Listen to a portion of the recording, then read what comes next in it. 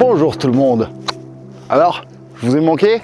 D'après les commentaires et les messages que j'ai reçus, j'ai l'impression que oui, quand même un petit peu. Cette vidéo a été en grosse partie tournée en février 2023. Oui, la dame bretonne là, elle se baigne alors qu'il fait 6 degrés dehors. Et je sors cette vidéo que maintenant là en septembre parce que c'est enfin la reprise de mes vidéos sur YouTube. Oui.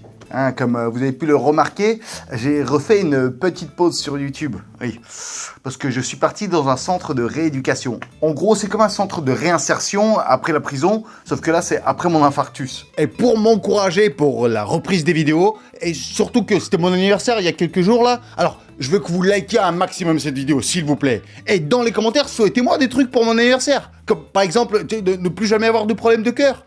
Ou alors ne plus jamais être malade de toute ma vie. Ça, ce serait bien, ça. Et aussi, dans les commentaires, dites-moi, genre, parmi toutes mes vidéos sur YouTube, lesquelles vous ont le plus marqué et que vous avez kiffé? Genre, pour lesquelles vous auriez aimé avoir une suite? Ou alors, genre, des vidéos dans le même style? Ça m'aiderait beaucoup, ça aussi. Alors, dites-moi, est-ce que vous êtes prêts à découvrir mon parcours de detox et de réinsertion? Alors, c'est parti! Pourquoi j'ai été absent de YouTube pendant aussi longtemps? Alors oui, j'ai pris une pause pour m'occuper un peu de l'état de mon cœur. Parce qu'en fait, oui, genre directement après l'opération, après mon infarctus, on m'a placé 2 stents dans les artères et moi direct après l'hôpital, j'ai repris le taf. Et apparemment, genre, d'après mon cardiologue, c'était pas forcément la bonne chose à faire. Surtout que j'ai tout de suite repris le sport et tout. Ils m'ont dit genre non mais ça va pas, genre faut pas reprendre le sport tout de suite après une opération du cœur. Tu vois, genre tu sais même pas si c'est bon ou c'est mauvais pour toi. Moi je me suis dit le sport c'est forcément bon pour la santé. Eh ben non, pas quand t'es cardiaque. Genre moi ça y est, je suis cardiaque jusqu'à la fin de ma vie maintenant. En gros, en reprenant le taf, genre direct après l'opération, j'ai senti que j'étais pas au top de ma forme, Et ça se voit dans mes dernières vidéos, Je me fatigue beaucoup plus rapidement, j'ai un peu du mal à me concentrer, on dirait. J'en suis vraiment désolé, je jure que ça me rend assez triste et ça me dégoûte vraiment. Mon corps, en fait, il mettait du temps à s'habituer aux médicaments, par exemple, que je dois prendre tous les jours. Et d'ailleurs, ils ont adapté mon traitement pour que j'aille beaucoup mieux. Ça se voit. Et puis voilà, fallait que je m'habitue un peu à ce nouveau style de vie que j'ai à partir de la crise cardiaque, quoi. Et c'est vrai que mon but après l'opération, c'est de reprendre une vie genre qui ressemblait le plus à ma vie genre avant l'infarctus. Et pour ça, on m'a conseillé vivement de faire un séjour dans un centre de rééducation. Alors c'est vrai qu'au début, je voulais pas du tout venir dans ce centre. Je me disais que c'est un mois perdu de ma vie. Ce qui ment après l'infarctus, c'est que la plupart de mes connaissances, mes amitiés, de ma famille, tout le monde m'a dit mais prends une pause sur YouTube, ça sert à rien, vraiment, il faut que tu te reposes, il faut que tu te reposes. Et moi je dis mais non, mais je ne sens pas le repos pour moi, je sais pas si c'est une bonne chose.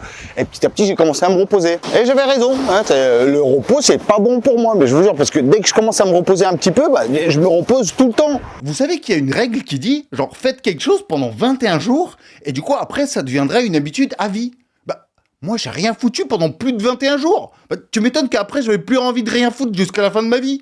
On dirait que, faut pas que je me repose trop, parce que moi on dirait que très vite je deviens addict au repos. Oui, je suis assez mauvais dans la gestion du temps. Même quand je tournais mes vidéos là-bas, j'arrivais à être en retard. À part les... Ouh là, j'ai un cours de gym bientôt moi, faut pas que ça... Mais au final je me dis que c'est une chance de me retrouver ici, dans ce décor, cette ambiance. Donc j'ai décidé de vous faire un petit compte rendu de comment j'ai vécu ce séjour en réhabilitation et rééducation. Est-ce que je me suis vraiment rééduqué? Mon séjour en centre de rééducation, Kerpap, Bretagne. Je vous présente le centre de rééducation et de réhabilitation dans lequel j'ai passé un mois. Il s'appelle Kerpap, oui c'est en breton, et il se trouve au bord de l'océan Atlantique, juste à côté de Lorient en Bretagne. L'animateur Michel Drucker, le parrain du lancement du fonds de dotation du centre de rééducation de Kerpap, a emmené avec lui le tandem d'Intouchables, les comédiens François Cluzet et Omar Sy. Toute la matinée, il rencontre les patients, discute avec les équipes médicales avant d'être accueilli en star au gymnase du centre. Et vraiment, il y a de tout type d'handicapés dans le centre et on est tous mélangés. Et bien sûr, ce qui est ouf et trop stylé, c'est le cadre. Il se trouve juste en face de l'océan. Je passais tout mon temps libre à me promener juste au bord de l'eau pour réfléchir et admirer les vagues. Parce que, face à la mer, j'aurais dû grandir. Pas si Calogero. Bon, c'est vrai qu'un des premiers avantages ici, forcément, c'est la belle vue. Difficile de faire mieux que ça. Regardez, t'as des vagues qui arrivent à mes fesses de plus en plus. Il y a des fois où c'est arrivé même plus près que ça.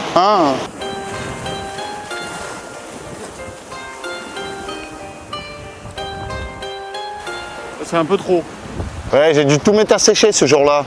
Et voici ma chambre. Ah, j'avais une chambre, mais magnifique, mais quasi comme dans un hôtel. En plus, j'avais une chambre pour deux, genre pour moi tout seul. Bah, c'est ça aussi l'avantage d'être cardiaque, car pour pas être trop stressé ou dérangé, bah, on te file une chambre pour deux, mais pour toi tout seul.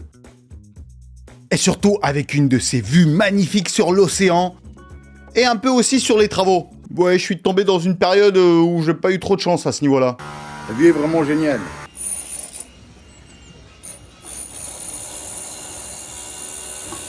Ah ouais, je pouvais m'ambiancer, mais à fond. Et en plus, j'avais des voisins, mais très sympas.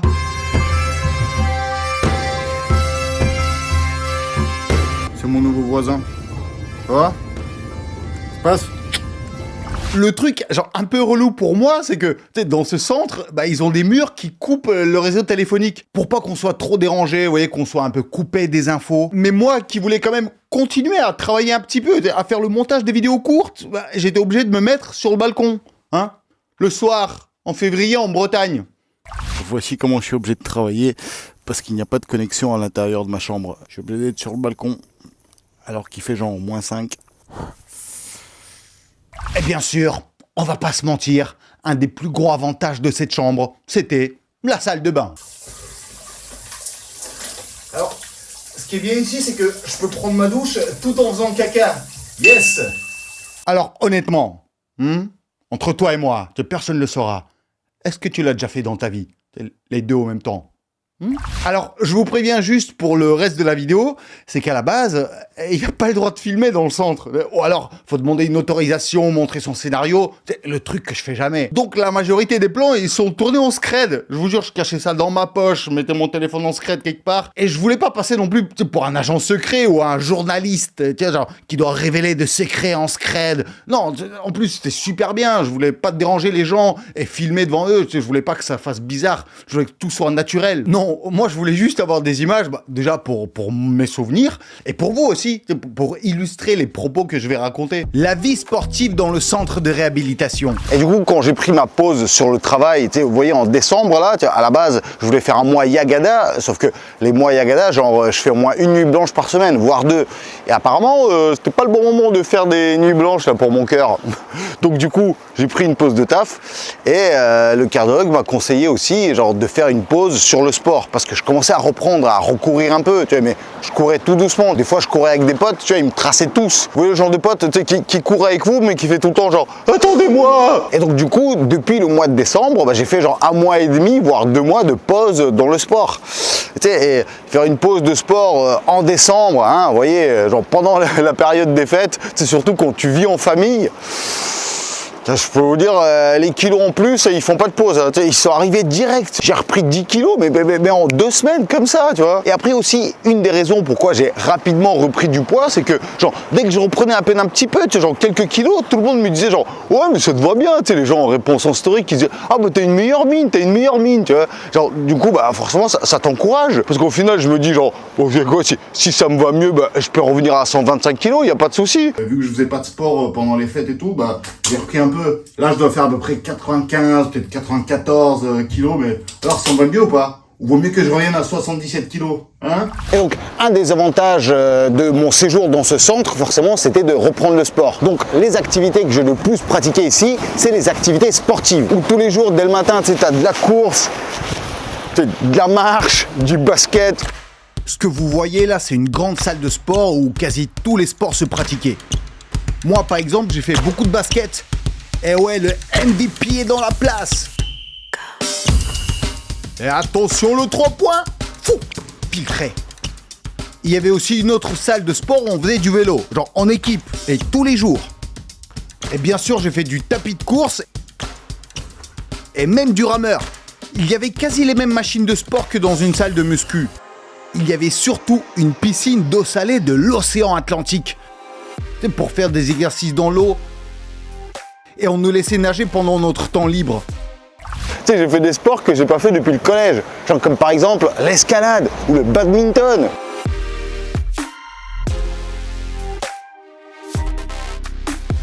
Après les premières épreuves sportives, mon corps il commençait à fumer.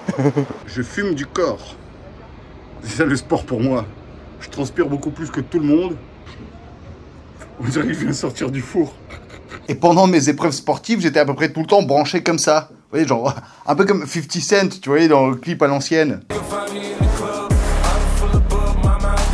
J'étais un peu ça, 50 Cent, mais vraiment 50 centimes en termes d'effort. Et surtout, j'ai compris pourquoi 50 Cent ils rase le torse. Bon, là, je vous rassure, c'est des faux patchs, hein. J'ai juste collé comme ça pour faire plaisir, mais comment c'est une galère à décoller à chaque fois. J'ai dû me raser aussi pour qu'on me colle les patchs, là, genre comme ça. Parce qu'avec les poils, je vous jure, c'était une torture. J'avais l'impression d'être en épilation à chaque fois qu'on me les enlevait après, je vous jure. Ah ouais. À chaque patch enlevé, tu sais, j'avais une petite larme qui coulait, genre, non, ça va, tout va bien. C'était tout bizarre. C'est la deuxième fois de ma vie que je me rase le torse. Tu sais, j'ai l'impression d'être un bébé. La dernière fois que j'étais aussi peu poilu, tu sais, j'avais 5 ans. Et ce qui est intéressant ici, en fait, on va dire émotionnellement, c'est intéressant, c'est que tu pratiques le sport ici dans le centre de rééducation. Donc en fait, il y a plein de gens qui sont dans des cas différents que toi, mais qui sont aussi en rééducation. Donc déjà, il y a beaucoup d'handicapés qui reprennent le sport ici.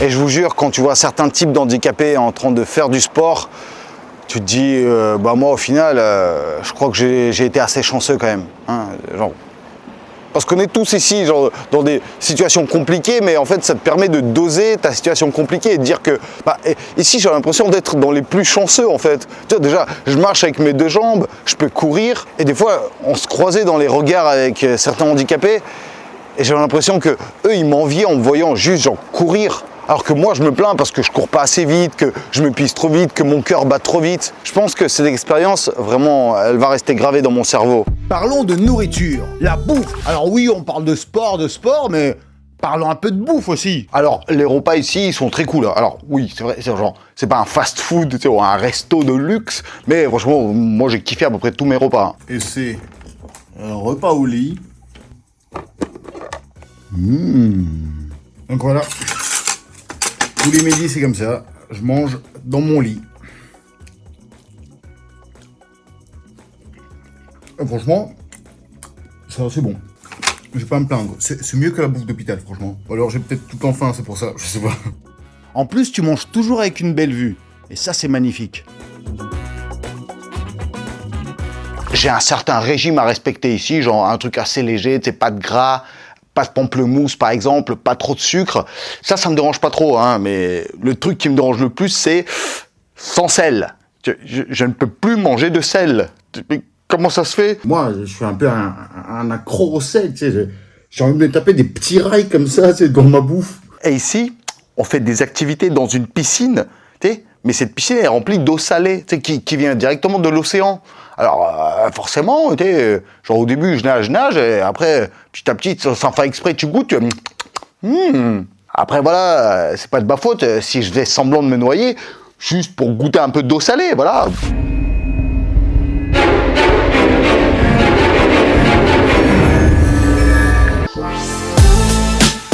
J'étais tellement en manque de sel que je me suis rappelé que la transpiration, c'est salé aussi. Du coup, je me suis dit qu'il faut que je goûte mon sel naturel.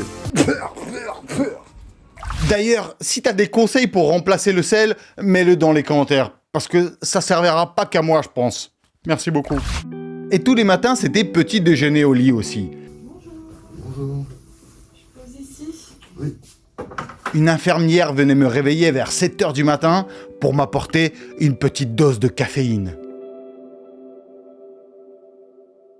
Et j'ai dû me calmer sur les sucreries aussi, hein, forcément. Bah, c'est vrai que quand t'as un régime prévu par l'hôpital, bah forcément, vu que t'en as pas, bah t'es pas trop en manque, t'as rien à envier. Mais le problème, c'est qu'il y avait un distributeur de bons trucs au rez-de-chaussée. Tous les soirs, je restais hypnotisé devant. Il y avait genre des Kinder, même des sandwichs triangles. Moi, je les voulais. Ah ouais, c'est des denrées rares ici. C'est un peu comme les clopes en prison. Je vous jure, j'ai failli en choper pour en ramener dans ma chambre en scred. Tu sais, je voulais cacher ça dans ma poche naturelle secrète. Les cours avec un professeur. Et pour être en bonne santé, en plus de cultiver sa force physique, il faut cultiver sa force mentale. Alors c'est vrai, faut pas le cacher, j'avoue, j'ai été voir un psychologue là-bas. Hein. Pendant tout mon séjour, je me faisais suivre.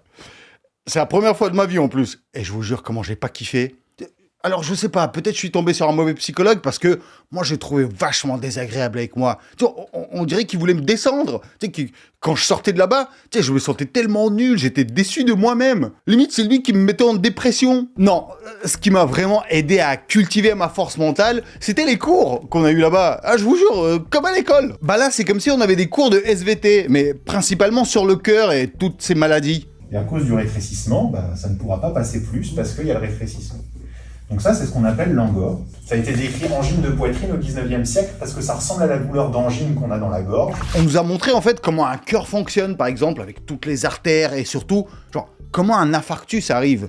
Et surtout, comment faire pour ne plus que ça arrive. On nous a montré comment se font les différentes interventions chirurgicales sur le cœur. Et par exemple, on nous a montré ce que c'est qu'un stent. Vous voyez, c'est le ressort que j'ai eu dans le cœur. Bah là, au moins, j'ai pu le toucher. T'as pas le droit d'avaler, hein, Dani, là. Oui, on dirait que les gens, ils ont cramé que j'avais un peu faim tout le temps. En fait, ça ressemble à des trucs au télécom qu'on appelle des grippes. Ah ouais? Ah ouais. Si vous appuyez dessus, par contre, ça va s'écraser, ça reviendra pas dans la forme. Ah oui, j'ai un petit peu. Et bah bien sûr, maladroit comme je suis, j'ai trop appuyé sur le stent et je l'ai cassé. Ouais, je voulais voir à quel point c'est résistant, ouais, c'est pas très... Faut pas trop appuyer dessus, quoi. Pardon. Les nouvelles rencontres et les amis. C'est vrai que là, au bout de 3 semaines, je commence petit à petit à rencontrer des gens, à faire des connaissances, à faire des amis. Et donc le soir, parfois, on se retrouve en groupe puis on discute. Parce que c'est vrai qu'il n'y a pas grand-chose à faire non plus en termes de distraction. Surtout en soirée, hein. Il n'y a pas de soirée boîte de nuit, non. Pourtant, il y a eu un concert, ça c'était génial.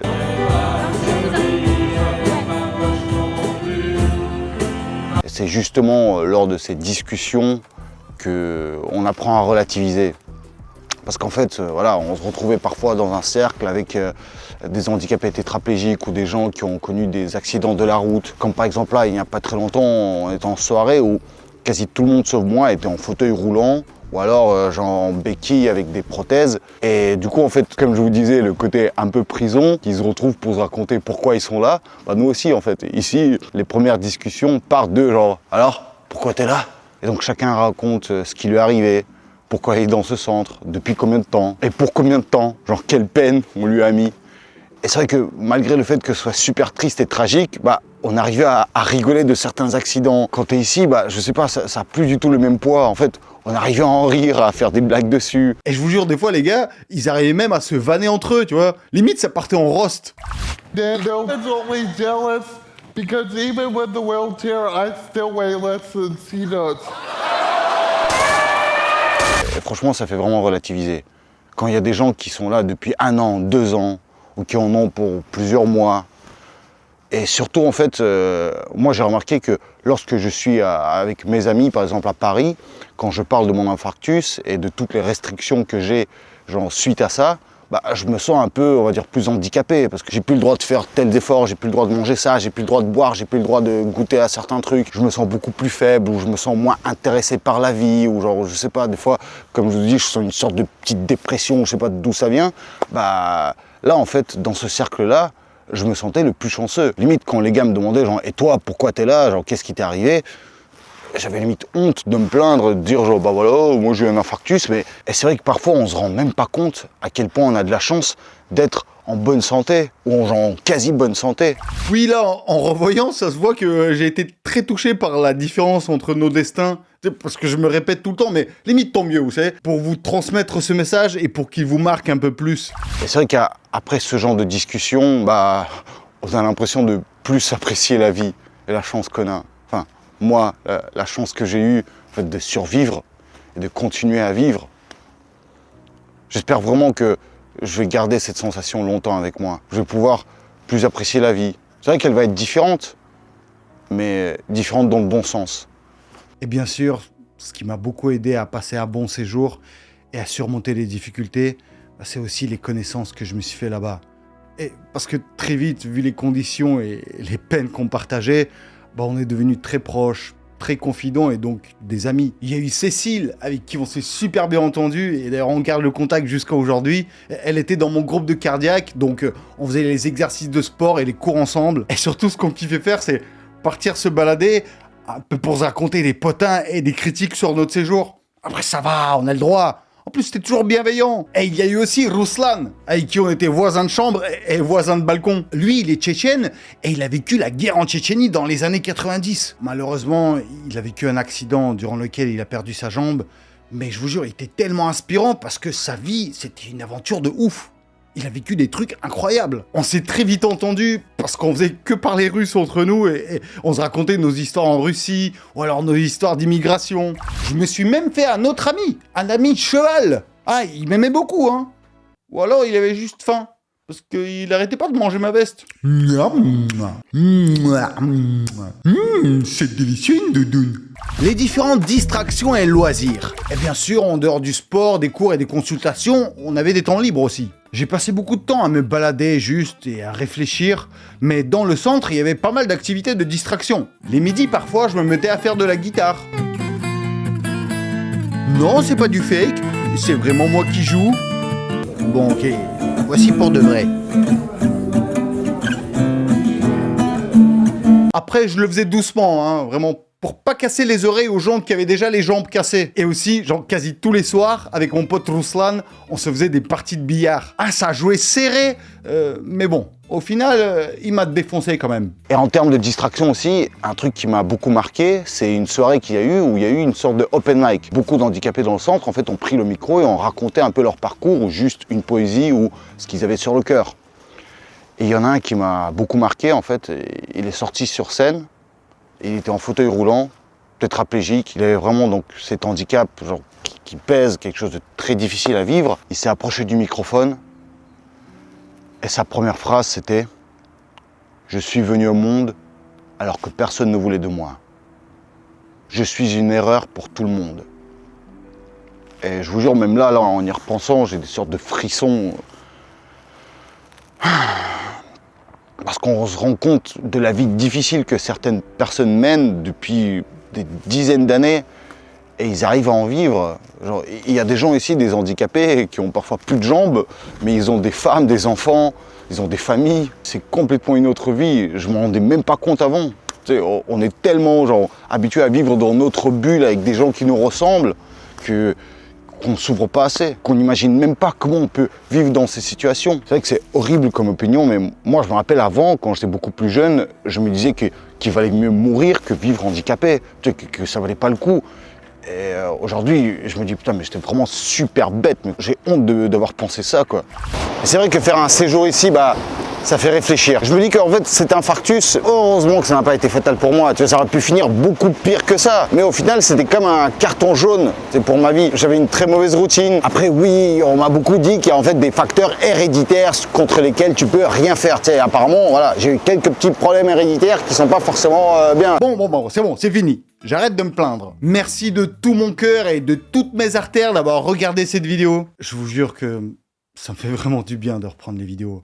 De vous parler comme ça, genre, même si c'est à travers une caméra, mais je ressens une connexion. Et après, c'est aussi beaucoup de stress hein, de revenir après autant de mois d'absence. Parce qu'à la base, les artistes, tu sais, quand ils s'absentent comme ça pendant un an, en fait, ils bossent en secret et après, ils reviennent avec des projets de malades, tu sais, des nouveaux formats, des surprises. Moi, non. Juste, j'ai vécu une période très compliquée, dure, mais importante pour moi, qui m'a beaucoup forgé et endurci. Je reviens juste avec beaucoup de motivation et beaucoup d'amour. Et ça, il y a beaucoup d'artistes qui vous en donneront jamais. Voilà. Tout ça va me faire beaucoup réfléchir en tout cas. Et c'est vrai qu'en tout cas, ça donne envie de reprendre une vie heureuse, de reprendre mon travail, les vidéos. Parce que vous inquiétez pas, je veux pas arrêter mon métier, genre YouTube d'aussitôt. Hein. Alors, je sais pas encore quel rythme de publication je vais reprendre. On va peut-être commencer tranquillement avec une vidéo toutes les 2 semaines, puis on va passer à une vidéo par semaine, puis on va arriver au moyen gadage en 2 vidéos par semaine. Donc, abonnez-vous aussi et activez la cloche pour ne rien louper. Mais en tout cas... Il y a plein de nouvelles vidéos qui vous attendent. Attention, je peux vous dire qu'elles vont arriver, mais très